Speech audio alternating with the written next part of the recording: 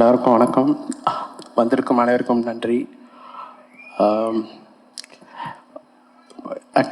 25 வருஷம் சொல்லிட்டு 3வது நான் மறந்துட்டேன். ஏன்னா 1999 தான் நீங்கள் அதை பற்றி கேட்டதுனால நினைவுக்கு வருகிறேன்.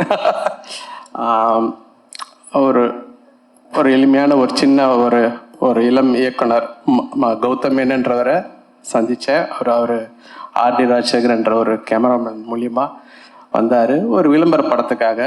பட் அதுக்கப்புறம் பார்த்தீங்கன்னா 2000 வருஷத்தில் தான் நான் இந்த மின்னில் என்ற படம் ஆக்சுவலாக அப்போ வந்து இந்த காதல் ரீசெட் ரிப்பீட்டுக்கும் அதுக்கும் ஒரு சம்மந்தம் இருக்குது. அதுக்காக தான் இந்த கதையை சொல்கிறேன். அப்போது அந்த படத்துக்கு கதாநாயகன் புதுசு மாதவன் அப்படின்ட்டு என்ன விலை அப்போ வரல, என்ன விலை அலைப்பாய்து வரல, சாரி ரீமா சென்றவங்க புது கதாநாயகி ஜியா மாதிரி. அப்போ டைரக்டர் புதுசு, கேமராமேன் புதுசு, நானும் புதுசு. ஒரே ஒரு ஸ்டார் அந்த படத்தில் ப்ரொடியூசர் வந்து ஜீன்ஸ் படத்தோடைய ப்ரொடியூசர் டாக்டர் முரளி மண்டவர், அவர் ஒருத்தர் தான், மீதி எல்லாரும் புதுசு. அந்த படத்தில் ஒர்க் பண்ணும்போது பாடலாசிரியர்களுக்கெல்லாம் எங்களுக்கு நம்பிக்கை கிடையாது. உங்களுக்கு தெரியல, அவெல்லாம் பெரிய ஸ்டார். அப்போல்லாம் போகும்போது அப்போதான் ஒரு 3 பாடல் 4 பாடத்துக்கு அப்புறம் தாமரைன்ற ஒரு புதியவர்கள் சேர்த்துக்கிட்டோம். எல்லாம் புதுசு மதிக்கும் சொல்லிட்டு அந்த படம் நடந்துருச்சு, முடிஞ்சிருச்சு, ரிலீஸும் ஆயிடுச்சு. இப்போ அந்த படம் ரீரிலீஸ் கூட இப்போ பண்ணாங்க. ஸோ எதுக்கு சொல்ல வரேன்னா, பட்டு இந்த கதைக்களம்ன்ற ஒரு விஷயம் இருந்துட்டா எந்த ஸ்டாரும் தேவையில்லை. அது எல்லார்கிட்ட நல்ல வேலையை வாங்கிடும், அது எல்லாரும் பெரிய டெக்னீஷியன் ஆக்கிடும், சாதாரண ஆட்களை பெரிய நடிகராக காட்டும். பெரிய மியூசிக் டைரக்டர்ஸ் பெரிய ஆர்டிஸ்ட்லாம் சேர்ந்து ஒரு மொக்க கதையில் பண்ணால் எல்லாம் காணாமல் போயிடும். ஸோ அந்த ஒரு கதைன்ற ஒரு விஷயம், கதைன்னு கூட கிடையாது, ஒரு அமைப்பு, அது ஒரு அமைப்பு. அது ஒரு படத்துக்கும் அந்த அமைப்பு மாறுது. நான் பார்க்குறேன் ஒரு படத்துக்கும் அந்த அமைப்பு. எல்லாம் பிரம்மாண்டமாக இருப்பாங்க, எல்லாம் பெரிய ஆட்களாக இருப்பாங்க, ஆனால் அந்த அமைப்பு ஏதோ ஒன்று உக்காராது. ஸோ அதை நான் அடிக்கடி பார்ப்பேன், என்ன அதை ட்ரைவ் பண்ணுது அப்படின்னு பார்க்கும்போது தைரியம், ஒரு கான்ஃபிடென்ஸ்.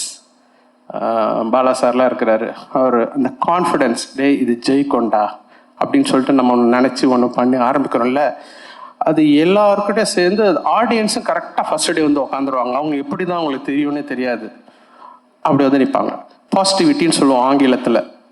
அந்த பாசிட்டிவிட்டின்றது நான் நினைக்கிறேன் வந்து மனசில் வச்சு முழுசாக நம்பி நம்ம வேலை செய்யும்போது, அது 4 அறையில் இருப்போம், அந்த செவத்துக்குள்ளே இருப்போம், யாருமே இருக்க மாட்டாங்க, ஒரு பப்ளிசிட்டி கொடுக்க மாட்டோம், ஒரு ப்ரொமோஷன் போக மாட்டோம், ஆனால் டம்ப்புன்னு வருவாங்க எல்லாரும். இப்போ இந்த ஷோஸ்லாம் கூட அப்படி தான் நான் பார்த்தேன். ஸோ அது மனப்பூர்வமாக செய்யும்போது, இப்போது இந்த படத்துக்கு நான் வரேன். அந்த மினிலேருந்து ஒரு ஆரம்பித்து அந்த படத்துலேயே பாடகர்களும் புதிய பாடல்களை க்ரியேட் பண்ணோம். ஒரு 64 நியூ சிங்கர்ஸை நான் இன்ட்ரடியூஸ் பண்ணியிருக்கேன். 65வது சிங்கர் தான் காயத்ரி இன்னைக்கு பாடினாங்களே. ஸோ 64 சிங்கர்ஸும் பெரிய சிங்கர்ஸாக இருக்குது, ரொம்ப சந்தோஷம். 12 புது கதாநாயகர்களை நான் அறிமுகப்படுத்தல. ஸோ எனக்கு ரொம்ப பெருமையாக இருக்குது. நம்ம பிள்ளைகள் நல்லா இருக்கும், அவர்களெல்லாம் பாடல்களால் ஒரு நல்ல அளவுக்கு ரீச் ஆகி தமிழ் படம் மட்டும் இல்லாமல் தெலுங்குல கூட பாப்புலர் ஆகிறதுக்கு இசை அவங்களுக்கு உதவி செய்திருக்கு. ஸோ ஒரு நல்ல ஒரு விஷயத்துக்கு ஒரு கதாநாயகி எஸ்பெஷலி ஒரு கதையும் நல்ல இசையும் நல்ல வரிகளும் சேரும்போது அவர்களுக்கு வந்து ஒரு பயங்கரமான ஒரு கார்பட்டை விரிக்குது. சரி, இந்த படத்தில் காதல் ரீசெட் ரிப்பீட்டில் படத்தில் நான் ரொம்ப நன்றி கூட சொல்ல விரும்புகிறேன். முதல்ல விஜய்க்கு ஃபார் பிலீவிங் இன் மீ, என் மேலே நம்பிக்கை வச்சு இவ்வளோ பெரிய ஒரு ரொம்ப பெரிய இசையில் அவர் நம்பிக்கை. எனக்கு தெரியும், அந்த படம் பார்க்கும்போது தெரியுது, அவர் இசையை மனசில் வச்சு தான் கதையை எழுதியிருக்கிறாரு. அதற்கு ஏற்ற மாதிரி மதன் கார்கி அவ்வளோ கடின உழைப்பப்பட்டிருக்காரு. ஒரு பாடலுக்கும் பல மாதங்கள்லாம் எடுத்திருக்கிறோம், ஒரு வரிக்கும். So thank you Madan. அப்புறம் ஃபாதர் வைரமுத்து சார் அருமையான ஒரு பாடலை கொடுத்துருக்கிறாரு. அப்புறம் இந்த மதன் வந்து முறைச்சான் தான் நாங்கள் ஒரு சாங் பண்ணோம். Thanks to Antony. எனக்கு முன்னாடி தலைவா எனக்கு அந்த விஷுவலோட வேற கொஞ்சம் ஃபாஸ்ட்டாக வேணும்னு தான் எம்மா கஜினின்னு ஆர்கஸ் ஆர்கஸ் எங்கே இருக்காரா கை தூக்குறாரு அவர் நீங்கள் தான் அவர் தான் ஆர்கஸ், அவர் தான் அந்த பாடலை எழுதியிருக்கிறாரு. தேங்க்யூ ஆர்கஸ். அண்ட் அசல் கோளாறு, காயத்ரி, அப்புறம் நம்ம இயக்குனர் பாடியிருக்காரு அவர் ஒரு வினீத் அருமையான ஒரு டைரக்டர், மலையாளம் இண்டஸ்ட்ரியில் பிரமாத டைரக்டர். அவர் இந்த படத்தில் ஒரு பாடகரை அறிமுகப்படுத்தியிருக்கிறோம். அண்ட் சித் ஸ்ரீராம் முதல் தடவை எனக்கு பாடியிருக்கிறார். இந்த படம் நல்ல படத்தை எதிர்பார்க்குற, நல்ல பொழுதுபோக்கு, தரமான பொழுதுபோக்கு எதிர்பார்க்குற ரசிகருக்கு கண்டிப்பாக இந்த படம் ஒரு நல்ல ஒரு சிறந்த ஒரு பொழுதுபோக்கு சித்திரமாக இருக்கும்.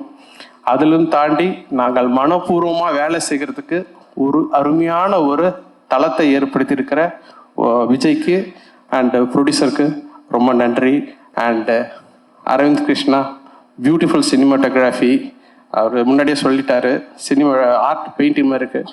பெயிண்ட் நிறைய கேட்டுட்டோம், இது வேணால் கோலம்னு புதுசாக தான் சொல்லலாம். கோலம் வரைஞ்ச மாதிரி தான் இருக்குது எல்லா விஷுவல்ஸும்.